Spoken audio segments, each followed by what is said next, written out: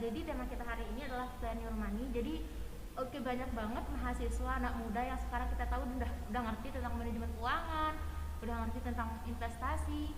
Tapi buat nyampe itu kan harus mesti ada rencana keuangan dulu, harus ada planningnya. Nah, hari ini teman-teman kita bakalan bahas tentang gimana caranya merancang keuangan dari muda bersama saya Yuliza Wiranti dan Mas Pras. Mungkin akan diperkenalkan diri dulu oleh Mas Pras. Silakan. Thank you Ija. Perkenalkan, saya Prasetya Buana. Saya merupakan Kepala Cabang BCA Ampenan. Gitu aja. Gimana nih? Mau ditanya apa? Oke, sebelum kita nanya poin-poinnya, mau nanya dulu nih. Boleh. Gimana tanggapan Mas Pras tentang anak muda yang udah ngerti tentang manajemen keuangan, udah ngerti tentang investasi gitu? Sebelumnya untuk anak muda itu sebenarnya harus banget mengerti nih dengan kondisi keuangan kita. Bukan hanya kita saving, tapi kita juga bisa investasi ya. Jadi ketika kita diberikan uang tuh, kita harus plan ke depannya.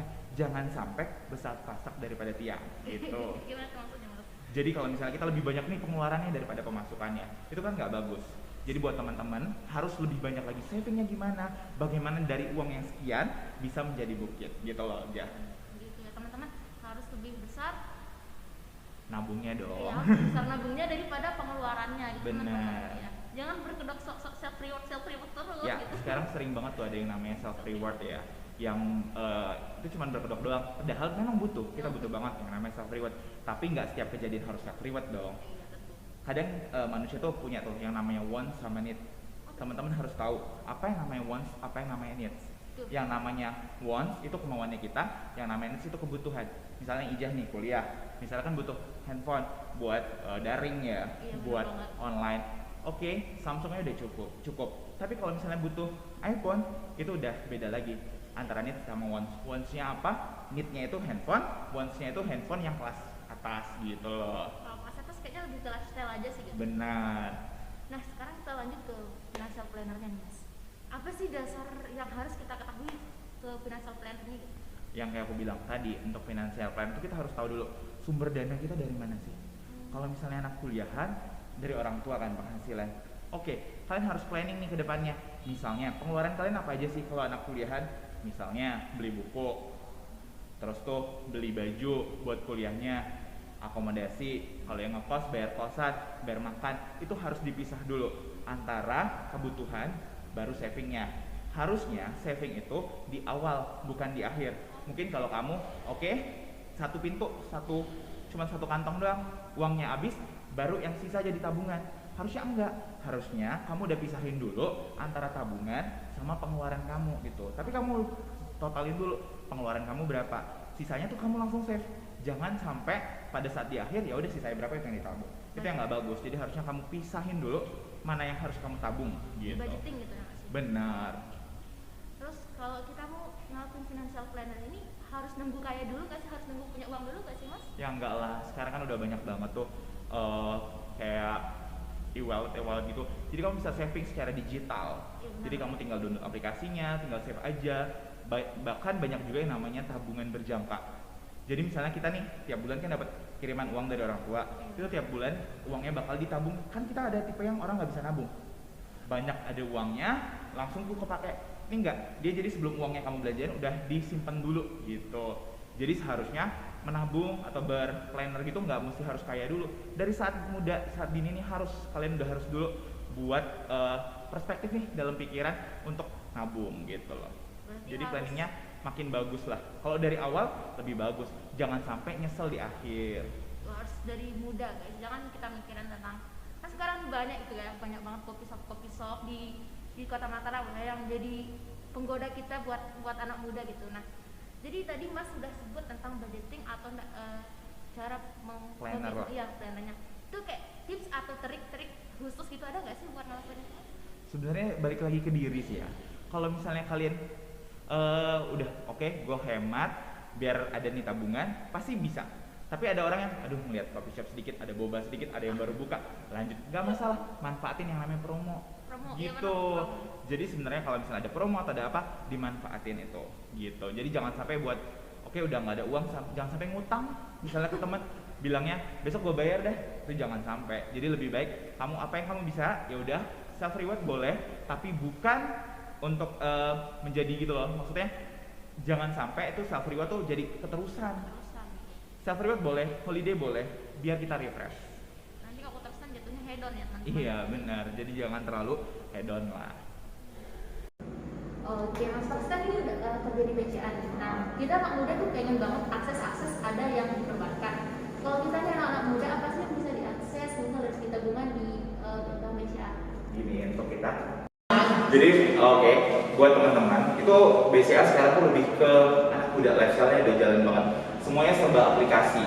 Jadi untuk kamu nih misalnya pengen buka rekening, gak usah datang ke kantor cabang, tinggal download aja aplikasinya, namanya BCA Mobile, tinggal download dan daftar, bisa buat account di sana. Udah buat account, dapat ID-nya, tinggal setoran tunai, ambil kartu di cabang terdekat.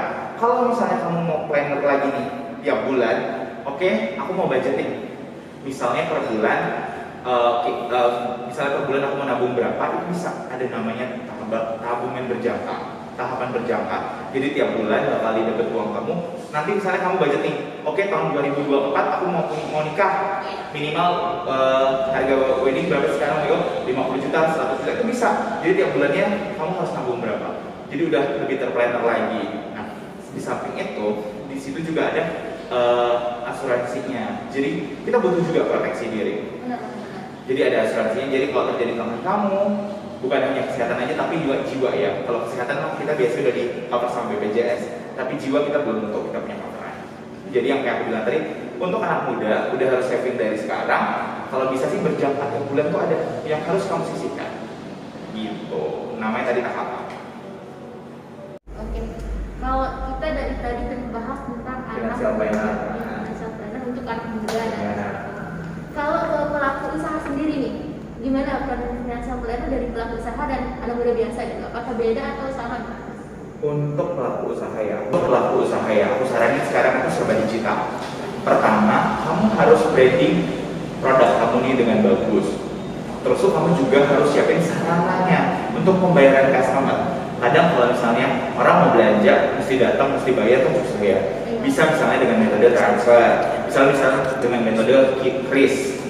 Jadi KRIS itu ada dari Bank Indonesia, diinisiasi oleh Bank Indonesia. Jadi untuk seluruh bank bisa transfer via QR itu. Di QR code itu buat ditransfer. Jadi aku saranin misalnya buat entrepreneur nih, harusnya udah kalian branding dulu produk kalian yang membuat orang tuh tertarik. Tertariknya gimana sih? Kalau sekarang masih mau pada sosial media ya, mungkin dengan endorse selebgram. Ya, terus juga produknya, terkadang produk tuh udah bagus, tapi kurang diminati. Kenapa? Karena iklannya nggak ada, promosinya nggak ada. Kadang ya udah produknya bagus, tapi orang nggak tahu itu bagus. Tapi kalau udah di review sama orang, itu pasti beda kan? Ada trustnya di situ. Terus tuh metode pembayarannya. Kalau misalnya gampang, pasti orang lebih gampang lagi dong. Nggak perlu datang ke toko buat orang ambil sesuatu, bisa kirim, bisa online, bisa gitu ya.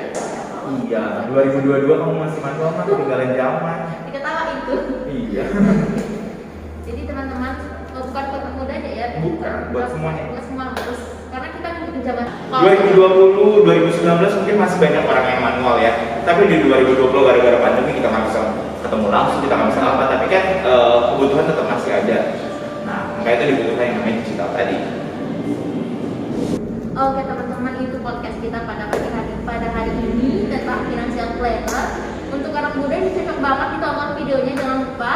Dan untuk mungkin ada hal-hal yang disampaikan untuk kita para kaum muda oleh Mas Pras atau sebuah motivasi supaya kita bisa mulai tentang financial planner ini. Gimana dari Mas Pras? Menabung nggak harus untuk kalian kaya.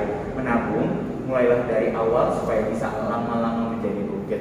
Dan ingat bedain yang mana one sama nil. Thank you. Thank you Mas Pras. Dadah, thank you ya, mari. Oke guys, itu dia close statement dari Mas Pras. Semoga bisa bermanfaat untuk kita semua yang menonton podcast kali ini dan see you in the next video. Bye bye.